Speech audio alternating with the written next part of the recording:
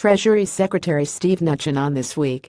ABC on Friday, President Donald Trump called on NFL owners to fire players who kneel during the national anthem.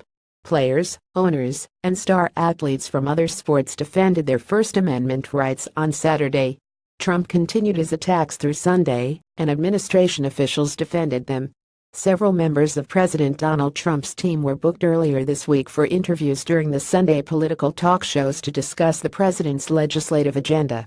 But after the president spent the weekend criticizing National Football League players who kneel or sit for the national anthem in protest of police brutality and racial inequality, administration officials were instead forced to defend the president's inflammatory statements.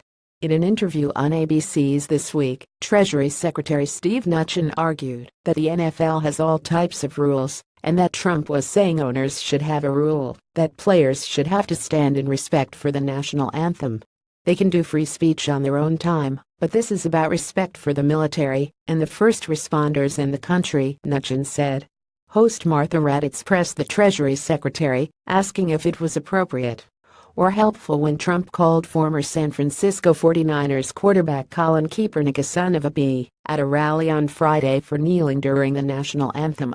The president can use whatever language he wants to use, Mnuchin said. The issue is the topic. Okay, I agree with the president. Why does the NFL have all these other rules that they enforce, that they fine players? This is about respect for the military, the first responders. Is it not about the First Amendment? Is it not about their First Amendment rights? Raddatz asked.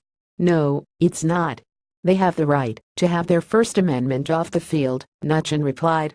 Dozens of players on both sides knelt and locked arms during the national anthem ahead of Sunday's game between the Ravens and Jaguars on Sunday, September 24, 2017. AP photo Matt Dunham. Other officials hoping to discuss the president's legislative agenda also faced questions over his controversial statements. White House Legislative Affairs Director Mark Short defended Trump's comments, saying the president was standing with the vast majority of Americans who believe that our flag should be respected.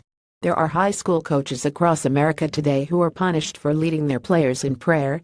And yet, when an NFL player takes a knee, somehow that player is presumed to be a martyr for a social cause, Short told host Chuck Todd on Meet the Press. Short continued, there are ways to express concerns about social causes, Chuck. But there are also generations of Americans who have fought and died for the freedoms we enjoy that are represented in that flag and our national anthem. And I think the president saying that yes, players have a First Amendment right. But NFL owners also have a right. And that right is that these players represent their teams. And if the owners want to get rid of them, they should be allowed to get rid of them. Short also denied that Trump's comments on Friday and Saturday were an attempt distracting from his most recent failure to pass a healthcare reform bill, and said Trump believes it is his role to improve race relations.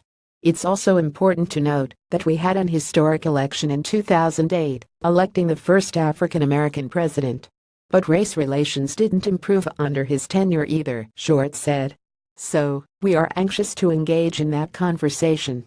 I think I'll see the president taking action on that. Todd said later in the show that the White House wasn't happy when Meet the Press told officials the show would be focusing on Trump's sports comments. Trump's statements on Friday and subsequent decision to disinvite Golden State Warriors star Steph Curry on Saturday set off a wave of criticism from NFL and NBA athletes and team owners alike. NBA star LeBron James called Trump a bum on Twitter for uninviting Curry, who wasn't planning on attending, while the Warriors themselves said they would not visit the White House. For his part, the president doubled down for the second day on Sunday, blaming recent NFL ratings and attendance on boring games and players' national anthem protests. Watch the clip of Mnuchin via ABC.